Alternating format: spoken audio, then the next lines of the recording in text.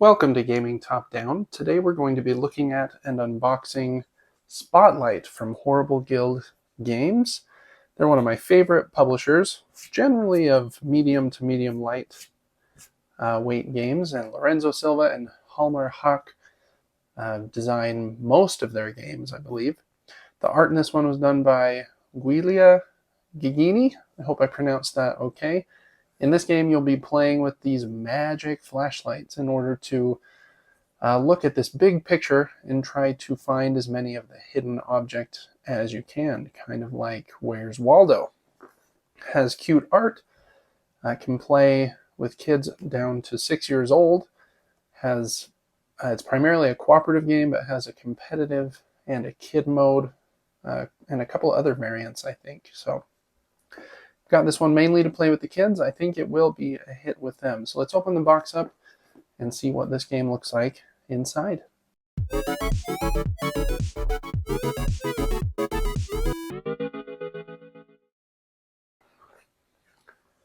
Okay, rulebook up first, and how to assemble some dials, which makes sense, just that little push pin thing in the middle.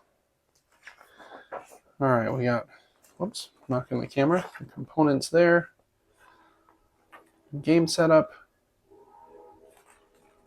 how to play, advance the players, advance the moon, dropping everything, end of the game, and quadrant variant. And competitive mode, difficulty levels. Cool, pretty simple rulebook.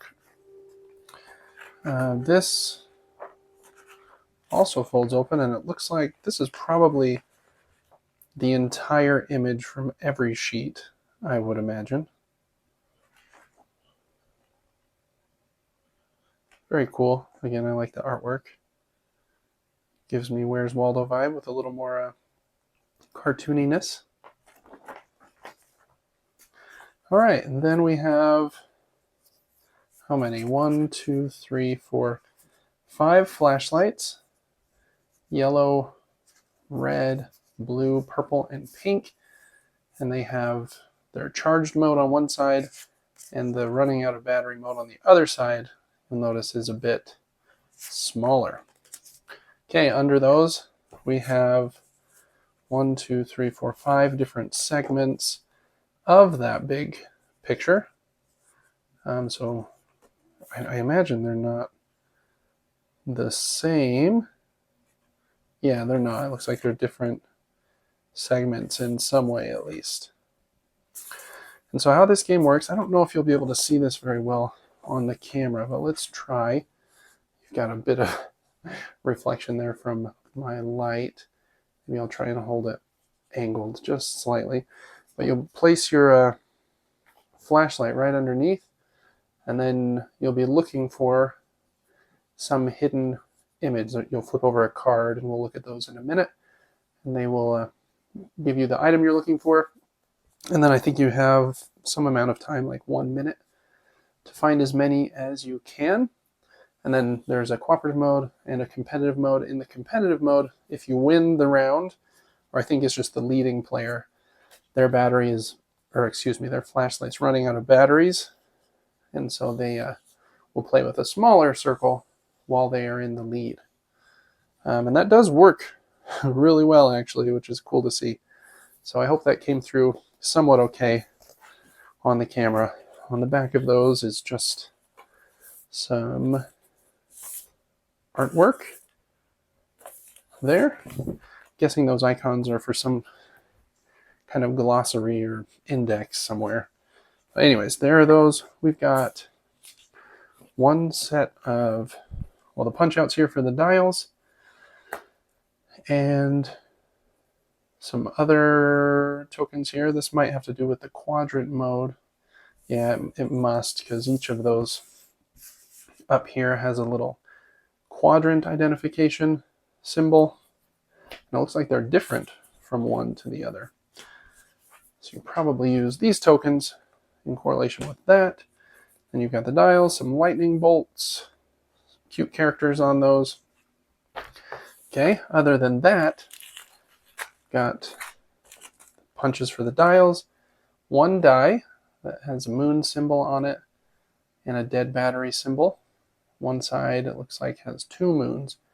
And I think the inside of the board is actually used as, I think, kind of the score track in the game. And so, oh, there's actually one more punch board in here.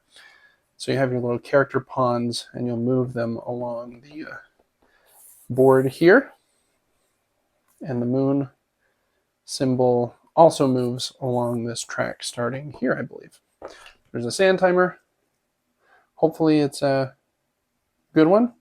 I imagine it's 1 minute, probably says in the rule book. All right, well, that is pretty much it. Let's just open these cards and take a peek at what some of them look like. And again, that's not much of a spoiler on these cards, since the actual spoiler part of the game would be finding these hidden objects on the actual map. So just seeing the images on the cards, I don't think is that big of a deal.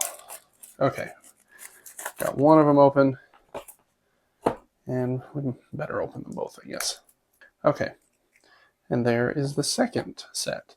So you've got a bunch of different images that you'd just be looking for. I'm not sure what the heart symbol is for. Maybe they're simpler or easier ones to find. Just a pretty quick look here at some of those.